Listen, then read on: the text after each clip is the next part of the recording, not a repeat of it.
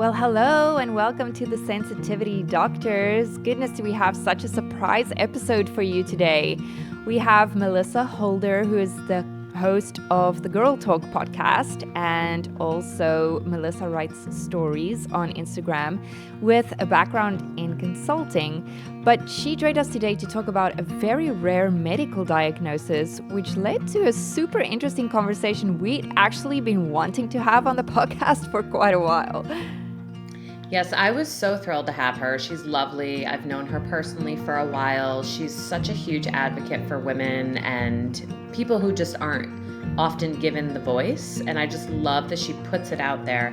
And yeah, we just dove straight in to medical gaslighting. Mhm. I mean, we talked about personal experiences, statistics, how it shows up for women of color, men of color, women in general. I mean, I think we just went straight for a very serious topic, but we didn't leave you not knowing what to do about it. That was my favorite part of the episode, is we actually talked about, okay, so this can be a problem. What do you do? So I really hope that this episode helps so many people, and that if you're experiencing this, you're going to feel empowered to go out and be heard. Yeah, agreed. I hope you enjoyed this episode as much as we did. Welcome to the Sensitivity Doctors podcast. Here we explore everything from overcoming anxiety to living in a world not always designed for our sensitive wiring. Whether it's navigating business, parenthood, overcoming trauma, or getting what you want out of your relationships, we invite you to this empowering journey of self-compassion and growth. Sit back, relax, and here are your hosts. Hello, Melissa. Thank you for joining us today. I am super excited because I've had the opportunity to be on your podcast, Girl Talk, a few times, and it was really neat. We did a regular episode, but then also you had me on with one of your other fabulous guests to have a bigger conversation around getting out of abusive relationships. So that was really, that was a really great, powerful episode I think you did. So Wow. we're so excited to have you here today because you are going to shed light on something that I'm not super aware of, and I think more people and women especially should be aware of. And that is the medical diagnosis of sarcoidosis. So, disclaimer, Melissa is not a doctor, so we're going to do our best to fill in the blanks on the medical stats and details, but rather a survivor. So, Right. from your standpoint, could you start by telling us what sarcoidosis is and how it affects the body? Yeah, so I'll just keep it as it was explained to me. As you noted, I am not a physician. So, as it was explained to me, it is an autoimmune disease. And it tells your body, hey, whatever organ it's attacking, body, it's not supposed to be there. Mm. So go destroy it. And so it sends, your body sends little tumors to that area to destroy whatever organ it is. For me, it was my kidneys. Oh my So goodness. it sent, these tumors to my kidneys Mhm. and told the body that kidney is not supposed to be there. So get rid of it. And that is what sarcoidosis is in a nutshell. But typically it attacks individuals' lungs. Oh, okay. So it sounds a little bit, because I had a couple of friends and my mom as well who has lupus. And I'm also not a doctor, but it sounds a little bit like that, because that, as I understood it, is also the body kind of attacking healthy cells and seeing them as, whoa, you shouldn't be here. But this sounds very specific. Mhm. So what are some of the symptoms? Like what led you to even go to the doctor in the first place? And maybe some of what were your symptoms, but also maybe some common overarching symptoms for people who have it attack other areas of the body. Yeah, so my sarcoidosis happened in 2004, and I don't think they really knew a lot then. And I had a cough prior to that for 3 years. Oh my Whoa. goodness. So for 3 years, and I'm not like not a little cough, like I was Yeah. hacking up a lung cough. Ugh. And I kept going to my physician. I kept going to, and she kept sending me to an ENT, Mhm. and nothing. So finally I had a physical. And during that physical, they saw that my kidney function was deteriorated. This is after 3 years. And 3 years. I had a very good nephrologist who really started doing some digging and did a biopsy of the kidneys, sent that off to Johns Hopkins, and came back with the sarcoid. And they were, able to treat it. But that was 3 years of not knowing what was wrong with me. That 3 years that could have saved my kidneys. That's terrible. I can't help but think about, we've talked a little bit, just you and I know it's kind of something we commonly all dread and don't ever want to have happen to us. But at any point, did you feel like you were being medically gaslit? Because that's 3 years of not having the appropriate tests done. Was it, something where you weren't being listened to, or was it's just so difficult to diagnose, or both? I'm just curious what you think. Yeah, I think if it wasn't for the nephrologist, I don't think a resolution would have happened. I think my physician at the time, she was just kind of blowing it off. And I think also the ENT, they were bouncing me back and forth for 3 years. But, you'd have to say at some point, okay, you're not supposed to have a hacking cough for 3 years. And there's something going on. Do a battery of tests to see what it is. Even when you talk about gaslight, this same physician. So some of the medication that they gave me, and my story is like so intertwined. But please unpack it. We're here for it. But the medication they gave me to treat sarcoid gave me non-Hodgkin's lymphoma. But oh my gosh. Yeah. So at the time, I felt a knot underneath my armpit. And I went to the same physician and she was like, I don't feel a knot. She chuckled. She was like, I don't feel a knot. So she was like, let me do a chest x-ray and maybe the sarcoid is flaring up. And so I still have the card where it says negative. And that was it. So, I Googled the doctor because I'm like, I know I'm not supposed to have a knot underneath my armpit. So I Googled the doctor, a general surgeon. I went to him. He said, yeah, I feel a knot. And he started a battery of tests. So you just gave such a good example of what we unnecessarily, but sometimes have to do in medical situations where if you bring a concern to your doctor, you know your body better than they do, whether or not they have education, and you are dismissed or your concern is overlooked, the tests are not proposed to be taken because some of us don't know what tests we're supposed to have. And sometimes we're not given the full information about our tests and things that we need to know. I'm so happy for your health that you thought, no, this doesn't feel right. Something feels off and I'm going to look further. That's a big thing with medical gaslighting. If you are being medically gaslit, you should look for another provider. You should look for someone else that is going to take it one step further. I think it would be, in my opinion, irresponsible for us not to point out the fact that Black women are more likely to be medically gaslit. From what you have taught us so far about this in our conversations before we got to sit down with you today, Black women are also more commonly impacted, I guess I will say, by this diagnosis. So I was wondering from your perspective if you could share some thoughts on that.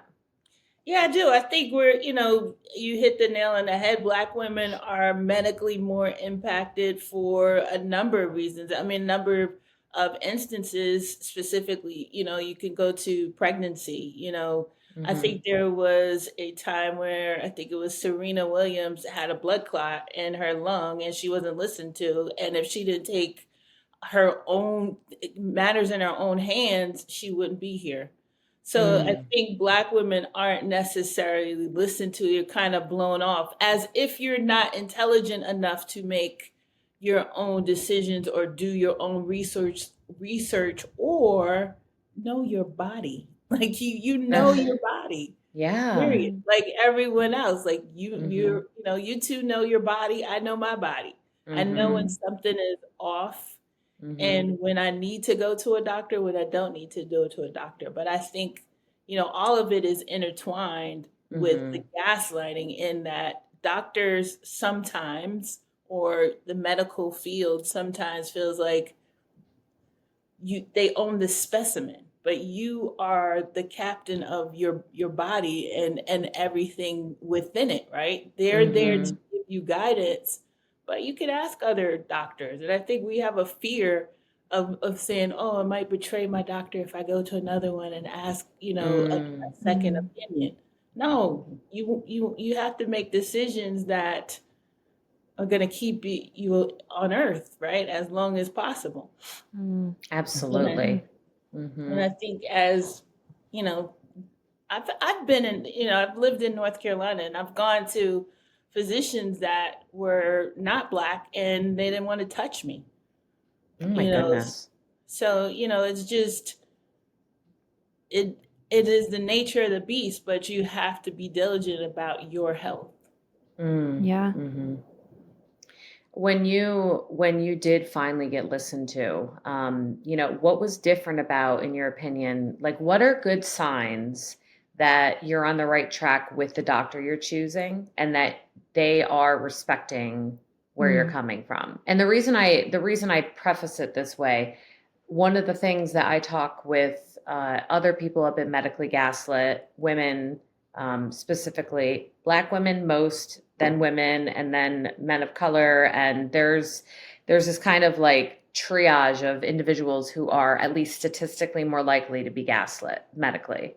There are also myths that are carried in the medical community. A very old myth, something along the lines that Black bodies are more tolerant to pain. Hmm. You've heard that myth before? Yep. Wow. Hmm. High tolerance to pain because we, historically they've likened us to animals. So you don't Hmm. feel pain per Hmm. se as Hmm. someone else, as much as someone else would feel pain. So your Hmm. pain tolerance is higher. Mm. Which is insane. Yeah. Right. It's Yeah. it, it's it doesn't No. it's no. It's not even rational, and it's ridiculous, and it's dangerous. It's a dangerous myth. Yeah. Yeah. And then you have the strong black woman piece of it Mm. too. Like, oh, you can handle it, you know, Mm. Okay. has Yeah, added so to it as you well. mean culturally coming from the community, or you mean coming from the doctor's From the perspective? doctors, yeah, it's okay. Okay. You can handle it. As Yeah. opposed to like the fragile white woman. Yeah. Yeah. Yeah. Mhm. Yeah.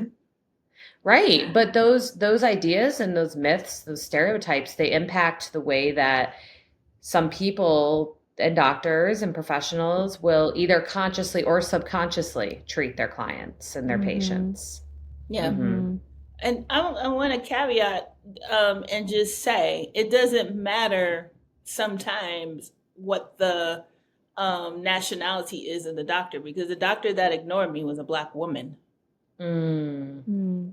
So, Mhm. you could be gaslit by anyone. It's just the nature of whom that physician is. Right. Mhm. Mm. Right. So, it's not necessarily one demographic. I've had some amazing physicians Mhm. along the way as well that Mhm. happen to Right. be white men or white women. I'm just thinking of something similar that we used to deal with a lot in South Africa when I was still in my old career in human rights. And one of the big issues we faced there is how Black women were treated when they would go to get rape kits done after they'd been assaulted. And Mhm. the education that we needed to relaunch to educate the nurses and the emergency room staff on how to work with these victims Mhm. and to not medically gaslit them, to say, oh, but are you sure this happened to you? Are you sure you need the test? I Mhm. mean, that is so ridiculous to even, you can't even think of that as being logical. Mhm. So I have so much compassion with where you're coming from. I've seen it so much in many of the African development community countries that I've worked in as well. Um, even where healthcare isn't so accessible, and it's so difficult to get doctors to listen to you and to care about the symptoms and what you're going through and that it's serious. And even if you yourself feel that it's serious, you still need to be taken seriously. Yeah. I've had times like when I was younger, like going to OBGYN and um being misdiagnosed. The OBGYN had me in tears. They're like, "Oh, you have these warts," and I'm like, "Oh," and um, I go to another one. They're like, "No, they've not warts. They've just never seen a black vagina." Mm. But Oh my goodness. it's just things like that that get you in a tizzy, and then not only that, now you've misdiagnosed me. Now you're giving me medication for something I don't even have, Yeah. Right. and that whole cycle. And then what does that medication cause? Mm. Mm. It's not, and luckily everything was fine, but this is a PSA for women to go out and get your mammograms. Recently, I went and had one, and the results, Dr. Jeanne knows about this because I was very stressed out about this. The results were off, like something was asymmetrical or something where they needed to rescan me. But the nurse who initially called and let me know what was going on, left out so much information that I didn't realize the seriousness of the fact that I really did need to go back in for this test. Wow. So, right. So once I finally kind of put two and two together, and this is also a PSA to prioritize your health and slow down, because this last spring, I was really busy. I didn't really prioritize it. And suddenly, somehow, the dust settled enough where I thought, oh, wow, I really should have followed up on that. So as I'm looking through my report, I'm realizing something very important that could have been a problem was not communicated to me. So I had to then leave a voicemail, and in my voicemail to the nurses say, I need someone who is going to call me back and share all of the information from my report and explain the information to me and not leave anything out so I can make an informed decision. Like, it was almost like I had to speak to them as if I was preparing to be gaslit in a way, kind of like patient advocate. And it's, to me, we should be overly informed. So I'll then back it up again. I've been treated for hypothyroidism for easily 2 decades now. And I went to a checkup recently, and I asked a couple questions. The PA I was talking to is pretty holistic in her approach, had these different ideas, which I appreciate. And she mentioned that she has Hashimoto's and how she manages something. And I kind of chuckled and I said, oh, well, I don't have Hashimoto's. I just have hypothyroidism. She said, hold on a second. She went back in my chart and she said, oh, no, you were diagnosed with Hashimoto's 4 years ago. Oh my gosh. What? Are you serious? Never told. Incredible. No one ever told me. Right. And this is something that impacted my fertility, that impacted my mental health, my physical health, never communicated. And there's different lifestyle changes that you should make if you have Hashimoto's. I would love for us to have a doc on here to talk about that at some point, because it's actually, again, more common in women. Geez, aren't we lucky? Yeah. So I think, whether it be that, you're being gaslit because there's myths about a community or a race or a culture, or whether it's that your doctor thinks that you're not well prepared to hear all the information, it's okay to ask for your records, to ask for your results, and to ask them to walk you through the results. Like, it's okay to ask questions, and I don't want to say be annoying, but be annoying. Yeah. Ask until you understand. And I have done that. Like when I was getting CT, after I had non-Hodgkin's, I would have to go get CT exams, every 6 months, and then every year. But I take that, result and have a conversation with the physician to tell me, like, what do these things mean? Yeah. Right. And if you don't do that, you're never going to be in the know about your body. Absolutely. And I should say everything was fine. I did Yeah. go back and get another mammogram and everything was fine.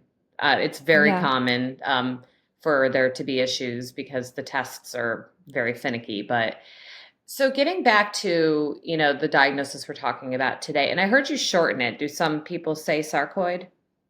Yeah. Okay, good. That's easier. So with sarcoid, are there genetic factors and components to it, and does it run in families? Because I'm wondering if anyone listening knows someone who's had it. Is there a way that they can, check in on their own health, or is there something they should be more aware of? And what do you know of that? I'm not quite sure. I don't think, when I had it, like I said, there was very little information. Even my nephrologist was like, we don't know a lot about Mm-hmm. the disease or even how to treat it. Mm, I ended up going to a naturalist, a herbal doctor who awesome. told me exactly what to do, and it went away. I'm So on the edge of my seat. What did you have to do? Yeah. he was like, it's as simple as taking, you're lacking B and C vitamins. Oh my Wow. goodness. And it That's was as incredible. simple as taking B and C vitamins I would imagine high doses for a period of time. for a period of time. Yeah. Mm-hmm. But by that time, the damage had already been done to your kidneys. Yeah. So today I'm in end stage renal disease. So, it Oh my took God. 20 years, but, my kidneys went on a decline. It did all of the damage and then it went away. Mm, Yeah. So it did its full destruction. mm-hmm. But, I had really good, really, really good nephrologist. In Atlanta. He eventually retired, but he really took care of me from the start of my diagnosis. And I have Mm, a really, really good one now mm-hmm. Mm. who is keeping me alive. Yeah. Mm-hmm.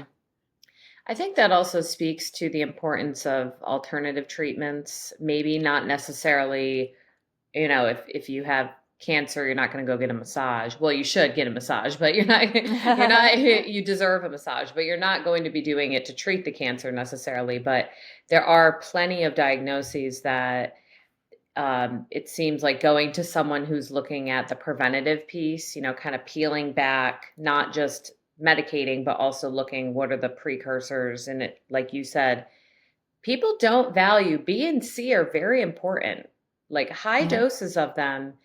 For any of you who have irregular cycles, I just learned that if you have really bad PMS, if you take high doses of vitamin C, leading up, especially the week leading up, but just throughout, it can help you regulate your progesterone. Wow. Right? So there's all these things that if we could be empowered, I think women's bodies are so complex that sometimes, Mm. traditional medicine doesn't know what to do with us. I think Mm. traditional medicine interrupted what God's plan was for all of our bodies because think about our ancestors. They didn't have methotrexate and all these different types of medications that the Mhm. pharmaceutical companies are making, you Mhm. know, to cure not even just the symptoms, right? Not get to the Mhm. heart of the problem. They had Mhm. to use herbs. They had to find vitamin C and vitamin and minerals and stuff that were going Mhm. to fuel the body and get down to the root cause of what was happening. Mm. Mm. So, I think obviously traditional medicine is here, I always say in the natural to do this for, the supernatural to occur, but and they are here to help us, but we have to use some common sense too. Mhm. And do research on your medications that they're giving you. Yeah. 'Cause I'm telling you, one of the medications that was given to me caused the non-Hodgkin's lymphoma. So Mm. Mm.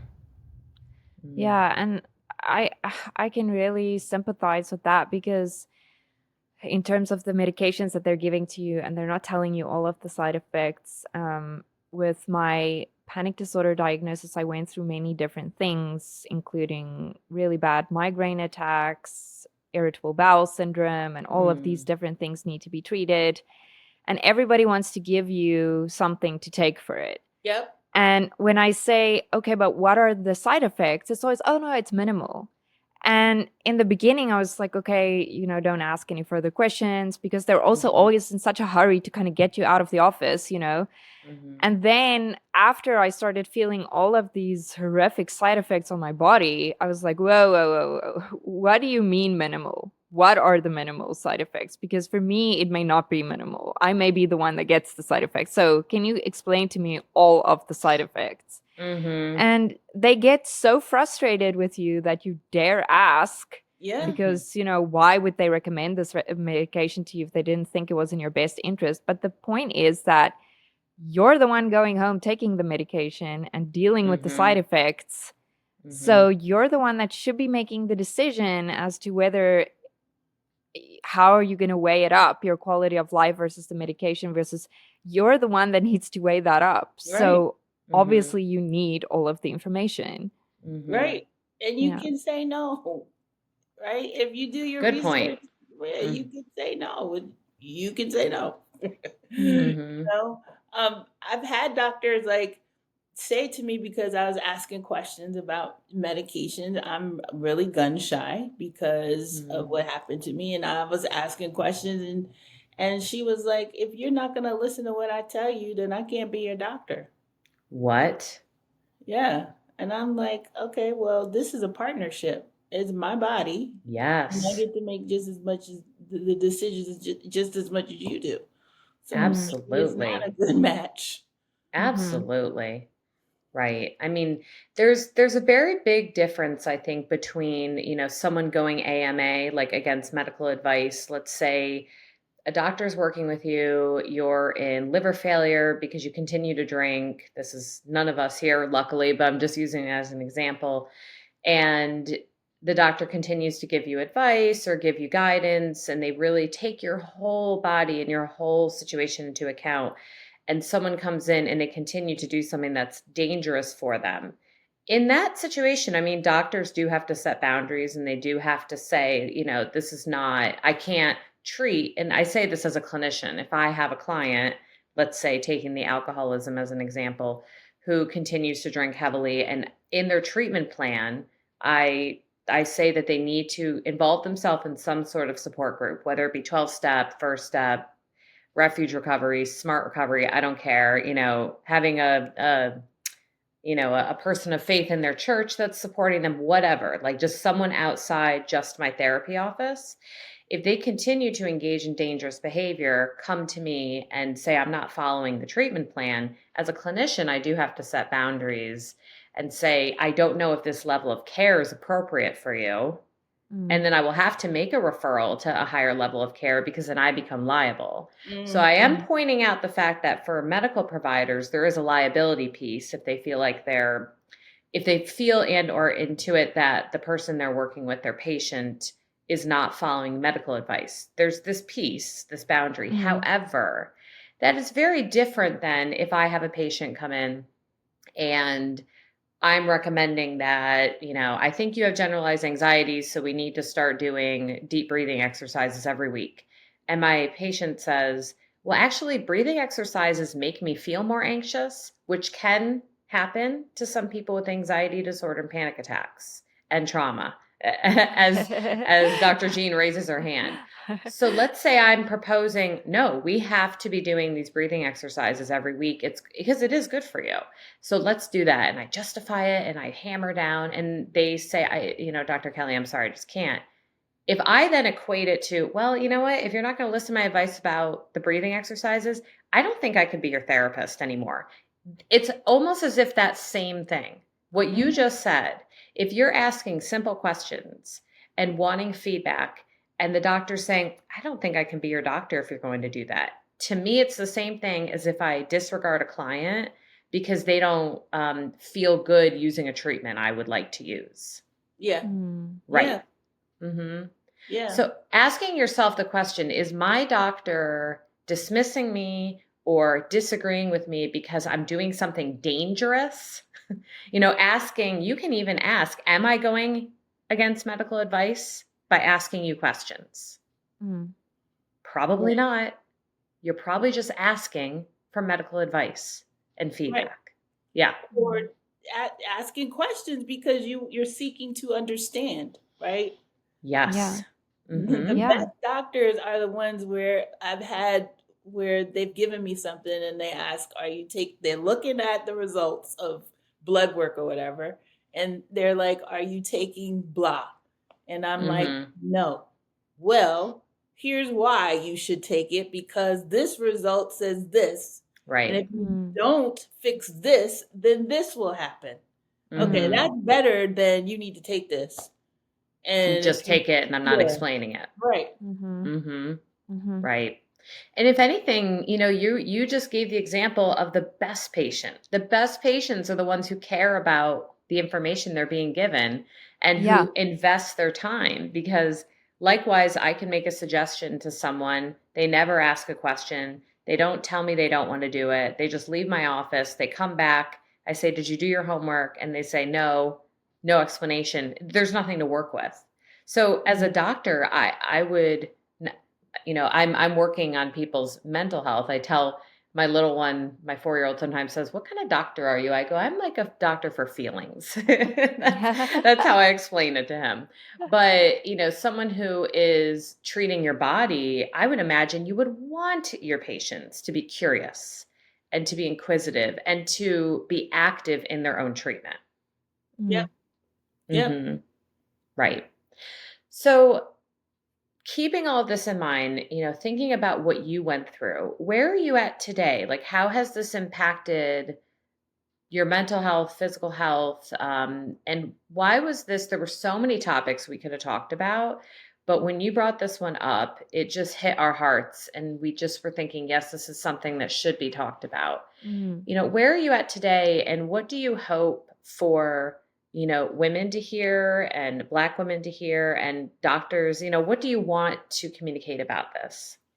Yeah, I think women really need the net is, I'll work backwards, is you need to listen to your body, right? And Mm, make decisions based upon how you feel about your body. Make sure that you have the right team of physicians, that, mm-hmm, a team that's talking to each other, not only with you, but with each other, and mm-hmm, has your best interest, and not doing the gaslighting, and that mm-hmm, takes time. You have to build that. It has to be organic, and you have to build that network of doctors.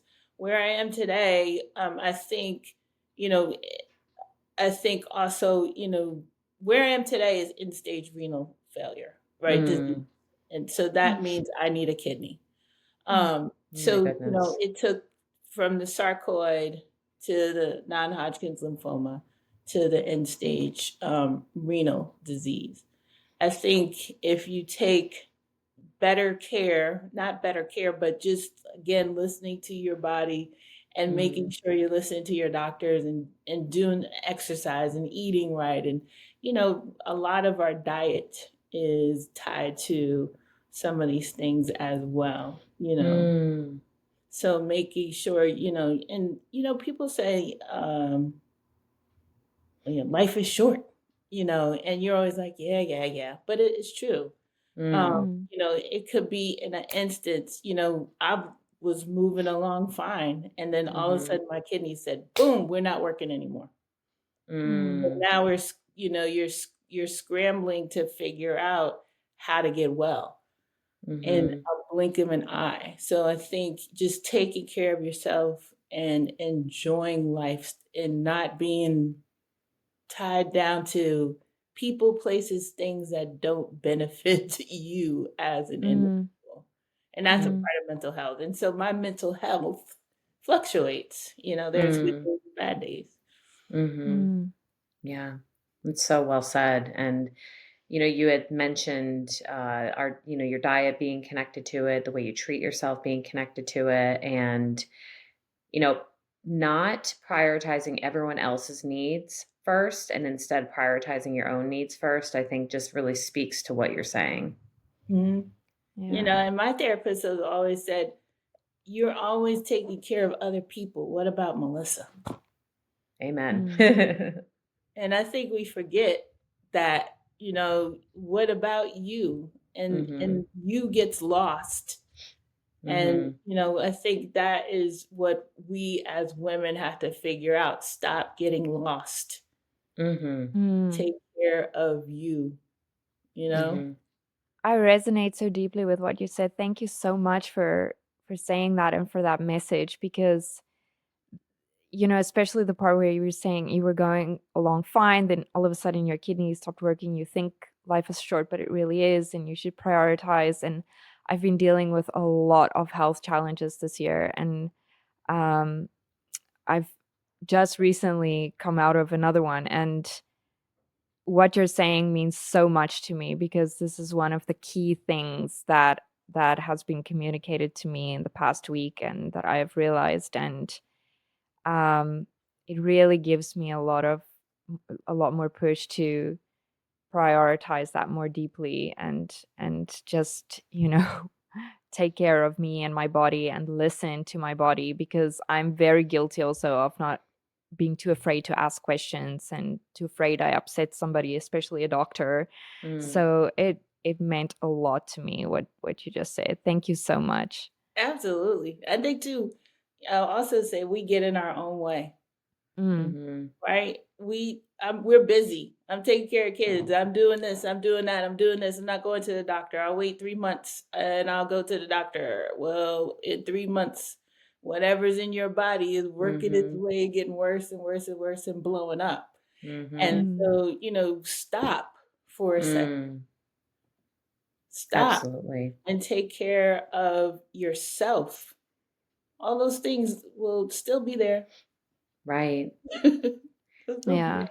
And if you consider, if it's not a disease or an illness or a tumor, if it's not something growing physically over those 3 months, you can try your best to push it to the back, but it's going to creep up subconsciously. It's going to impact your mental health. That was what I noticed when I realized you were literally just speaking to me. I mean, I waited months before I finally went back and got the second scan to realize everything was fine. But those last few weeks leading up to the scan, I was consumed with anxiety about the scan, unnecessary anxiety, because if I had just taken care of it when I was so busy, I wouldn't have had to spend all that time distracted by my anxiety over it. So if Mm, it's not your physical health that's impacted by putting yourself last, it's absolutely your mental health. So, Definitely. Melissa, I am so grateful for this conversation today. I think you shed light on so many things from, a diagnosis that not many people would think to ask their doctor to check about, the issues with gaslighting and women of color, and just as a whole, like as a society, and also just prioritizing yourself. Thank you so much for these awesome messages. And I know where people can find you because I've had the pleasure being on your podcast before. But if our listeners want to find you, learn more about you, and stay connected to you, where can they go about doing that? Definitely. You can find me at two locations on IG. Amelia said I have really many aliases, but um, I asked before, which Melissa are you today? Melissa writes stories at IG at Instagram.com and I don't know, Melissa writes stories on Instagram. That's what the Gen Zs and the millennials say. You guys don't even know what you're talking about. But it's it's the Melissa writes stories. And then also you can find me at girl_talk_podcast as well, which I will be revamping my podcast just to kind of talk about some of these, not these issues, but yeah, issues like, you know, trauma and have you back on and talk about Hmm. triumph. Like, what are Oh, we yes. overcoming as mm. well I with, love that. Well, good. I'll see you soon. absolutely. It was a pleasure. Yes. Thank you for having me. Oh, thank you so much, Melissa. And we hope all of our listeners go out and prioritize themselves today. Thank you so much for listening to this episode of The Sensitivity Doctors. Please be sure to share our video clips on socials and ask your friends to rate and review this podcast. Yes, sharing these videos makes it possible for your favorite podcast to move up on the ranks so that other people can find it, share it, and learn from it too. So if you can share today, we would really appreciate it.